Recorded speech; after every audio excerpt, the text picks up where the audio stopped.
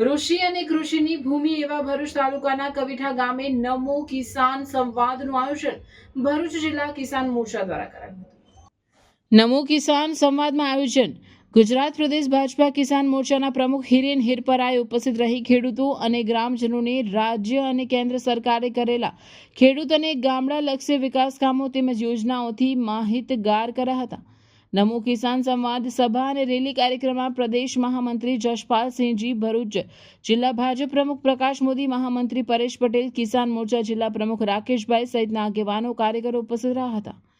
ખેડૂત મિત્રો સાથે સીધો સંવાદ કરી તેમની સમસ્યાઓ, સૂચનો અને અપેક્ષાઓ જાણવાનો આ પ્રયત્ન ખૂબ જ મહત્વપૂર્ણ રહ્યો।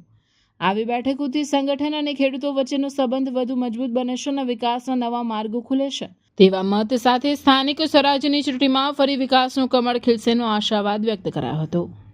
અને ગામડાઓની અંદર ભારતીય જનતા પાર્ટીના કમળના નિશાન ઉપર ભારતીય જનતા પાર્ટીના તાલુકા પંચાયત, જિલ્લા પંચાયત અને નગરપાલિકાના ઉમેદવાર જે છે એમને ભવ્ય વિજય મળે એ પ્રકારનું કામ એમના માધ્યમથી થયું છે। ત્યારે હું ટીમ કિસાન મોરચાને ખૂબ ખૂબ અભિનંદન પાઠવું છું।